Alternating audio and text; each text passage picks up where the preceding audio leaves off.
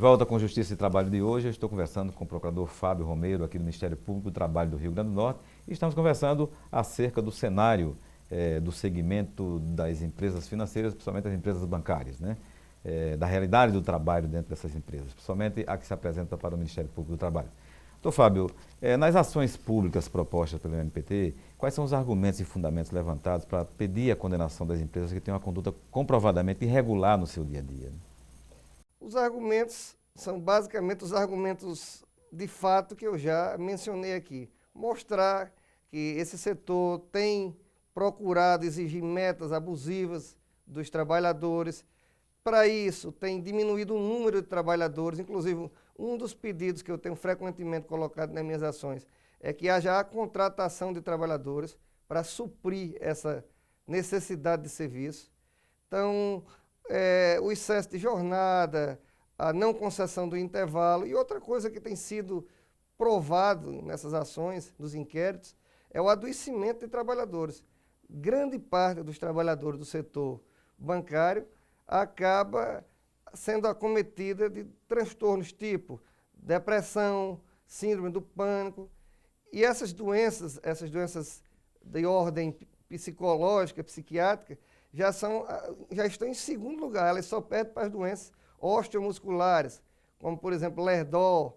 Então, veja que o acometimento é muito importante da parte psicológica do trabalhador. Isso tudo tem sido provado, tem sido provado que esses trabalhadores adoecem, os médicos têm feito laudos que vinculam a situação de doença do trabalhador com a atividade bancária. Então, estes têm sido os argumentos fáticos, né? E é claro que nenhuma dessas condutas ela é baseada no ordenamento jurídico, ao contrário, elas violam o ordenamento jurídico que protege a saúde do trabalhador, que garante uma jornada de trabalho digna, que garante a concessão dos intervalos, que garante que o trabalhador não seja torturado psicologicamente. Então, todas essas condutas acabam violando essas diversas normas do ordenamento jurídico, inclusive normas de ordem constitucional. Doutor Fábio, e o que o MPT tem feito, digamos assim, o que é que tem sido feito pelo Ministério Público do Trabalho no sentido de ajustar esses tipos de prática nesse nicho do mercado de trabalho, ou seja, no setor bancário, né? Primeira tentativa é realmente chamar para o termo de ajuste de conduta, que, como já foi dito aqui, infelizmente, o setor bancário não é um setor que queira assinar táxi. Então, essa tentativa extrajudicial, que seria melhor, porque seria bem mais rápida, não levaria um processo à justiça com todos os seus custos, com todo o tempo que é tomado. Bom, mas como eles acabam não querendo assinar o termo de ajuste de conduta, não resta outra alternativa ao Ministério Público do Trabalho que não ajuizar as ações. E graças a Deus, as ações têm sido bem recepcionadas pelo Judiciário, que tem se mostrado sensível com essas práticas abusivas no âmbito bancário. Essas práticas se dão mais no setor privado dos bancos? Olha, eu não tenho como lhe dizer com toda certeza. O que eu posso lhe dizer é que, no meu caso, eu verifiquei Itaú e Bradesco, setor privado. Agora, se pode ver até das notícias que chegam pelos informativos dos sindicatos bancários, que tem um jornalzinho semanal, que a Caixa Econômica, que o Banco do Brasil e as outras entidades públicas não são diferentes. Tem realmente, até porque elas competem entre si, esses bancos competem entre si, e eles, para atingir esses resultados, esses lucros bilionários, eles acabam tendo que fazer isso mesmo. Eles têm que ter poucos trabalhadores e exigir muito de cada um. Como o senhor já falou, o Itaú e o Itaú Unibanco, é isso? O Itaú e o Bradesco. O Itaú e o Bradesco, desculpe. Somente o Itaú, no caso, foi condenado recentemente em cerca de 10 milhões de reais, né? Em duas condenações foram 10 milhões de reais de indenização. As empresas têm tido uma tendência à reincidência nesses casos? Olha, também não posso lhe afirmar com segurança isso, porque essas condenações são muito recentes e ainda estão em fase de recurso. Então, ainda se discute se isso vai realmente permanecer, essas condenações.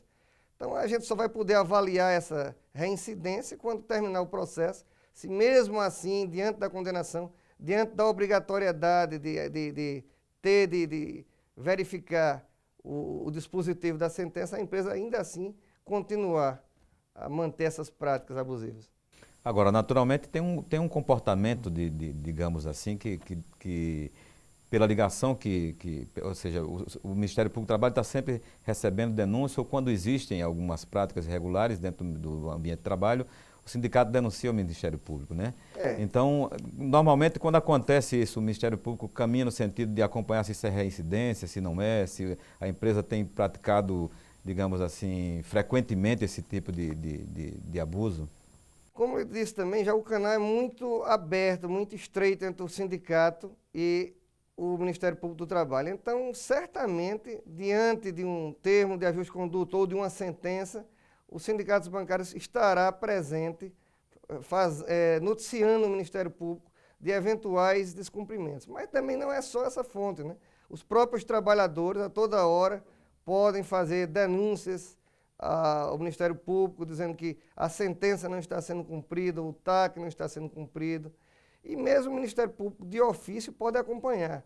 Geralmente, por exemplo, no caso dessas empresas que são de âmbito nacional, já se faz uma comunicação a todas as outras unidades, em todo o Brasil, as procuradorias regionais de trabalho nos estados, uma vez que essas sentenças têm âmbito nacional. Então, cada uma delas toma suas medidas, pede fiscalizações, houve testemunhas. Então, realmente é feito, sim, um acompanhamento das sentenças e dos taques firmados. Muito bem. E, doutor Fábio, como as empresas têm se comportado, digamos, quando recebem recomendações do Ministério Público do Trabalho? Porque o Ministério Público certamente trabalha com recomendações que não seja somente a tentativa de ajustar os termos, né, ou de apresentar denúncias à Justiça, né? O Ministério Público também trabalha no sentido de encaminhar recomendações a essas empresas para que essas práticas não sejam, digamos, frequentemente utilizadas no ambiente de trabalho? O Ministério Público também se utiliza do instrumento da recomendação. O instrumento da recomendação, embora aparentemente ela não possua um caráter obrigatório, mas na prática as empresas têm cumprido as recomendações que o Ministério Público do Trabalho tem determinado. Então, uma vez determinada a recomendação, se espera um prazo e verifica se a empresa realmente tem atendido. E até agora eu tenho visto um índice de atendimento a recomendações próximo dos 100%. Muito bem, procurador Fábio Romeiro, infelizmente nosso tempo de televisão já está acabando. Nós desde já agradecemos, em nome da presidência do tribunal, a sua presença, então gentilmente aqui comparecer para conversar com a gente sobre esse assunto tão recorrente na sociedade, né? E o deixamos à vontade com os telespectadores para suas considerações finais. Eu agradeço estar aqui no programa Justiça e Trabalho, estarei sempre disponível e, como uma consideração final, dizer que o Ministério Público do Trabalho, assim como a Justiça do Trabalho, lutam por um país melhor, por um país onde apenas os lucros não sejam o objetivo. O objetivo seja também dar um bom ambiente de trabalho para as pessoas, para que elas possam realizar seus objetivos de vida e se sentirem bem também no trabalho. Ok, muito obrigado pela sua presença. Bem, nós conversamos hoje com o Procurador do Trabalho, Fábio Romeiro, aqui do Ministério Público do Rio Grande do Norte. Ministério Público do Trabalho, né? Contatos com a nossa produção podem ser obtidos pelo telefone 84 4006 3081 e pelo e-mail ccs@trt21.jus.br. Para encerrar o programa de hoje, você fica agora com o Profissão Artista. Um abraço a todos e até nosso próximo encontro. Até lá. Eu comecei a trabalhar com música muito cedo, porque eu sempre fui muito curioso na área musical. Meus irmãos estudavam violão e começaram a aprender a tocar violão, Eri e João, e eles deixavam o violão em cima do sofá de casa, e eu, quando eles saíam para ir para o colégio, eu pegava o violão e tentava fazer o que eles faziam, que eu ficava olhando, bisbilhotando. Aí eu comecei a fazer uns acordes, então eles viram que eu estava fazendo alguma coisa que tinha sentido, né? Estava legal aquilo. E eles começaram a me ensinar os acordes. Eu comecei a aprender a partir dali. Uma certa vez, chegou um amigo de meu irmão, que estudava com meu irmão, Leonardo. Aí disse, você não quer fazer umas músicas comigo, não? Aí ele disse, não, mas você faz uns acordes diferentes do meu, tal, então acho que você consegue botar umas melodias legais nessas letras que eu estou lhe dando. Aí me deu umas melodias e comecei. Foi a partir dele que eu comecei a compor. Essa coisa de letra e música, eu acho que tem que ter um trabalhozinho. Você faz, não gosta, faz de novo, não gostou, refaz, até chegar ao que você quer. fui convidado a participar de um Flor de Cactos, uma banda que foi para o Rio de Janeiro. Daí foi o meu primeiro contato efetivo com a música, no sentido de profissional. A música é 20% de inspiração e 80% de transpiração. As músicas, elas se eternizam pela qualidade. Quando tem qualidade, é o resto da vida. Quando você começa a tocar, pegar um instrumento, tocar uma canção que você fez, ou uma canção que um amigo seu fez, ou uma canção que você gosta, você começa a animar a sua alma, né? Você começa a se animar porque é como se aquilo lhe ensinasse muito a viver. E isso a gente vai, no dia a dia, ouvindo, aprendendo, gostando, batendo palma, curtindo e fazendo o que a gente gosta. Uma certa vez eu li que trabalhe com uma coisa que você gosta, que você não vai ter um dia de trabalho na sua vida. A música é amor, vida e prazer. Meu nome é Babal, eu sou artista da música potiguar brasileira.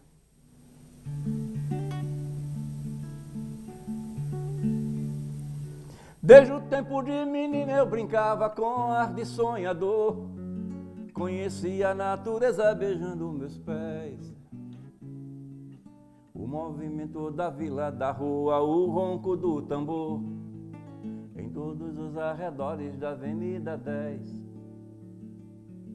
Os guaranis festejando a paz, o guerreiro bumbum. Éramos todos devotos, meninos fiéis. Quando não era possível ter sonho, a gente tinha um. Girava em torno da Avenida 10. O movimento do parque, o jogo de bola na lama, a bandeirinha é o poste, bom barquinho eu quero passar. A lata no carnaval, pra nós tudo aquilo era vida. Em meio àquela folia, a bagunça saía a tocar. La la la la la la la la la la la la la la la. Ah, la la la la la la la la la la la. Ah, la la la la la la la la la la la la la la. Ah, la la la la la la la la la la.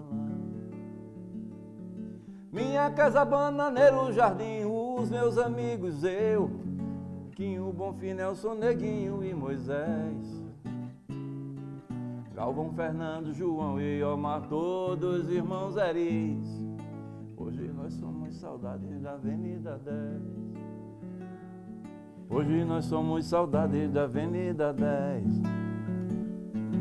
Hoje nós somos saudades da Avenida 10. Hoje nós somos saudades da Avenida 10.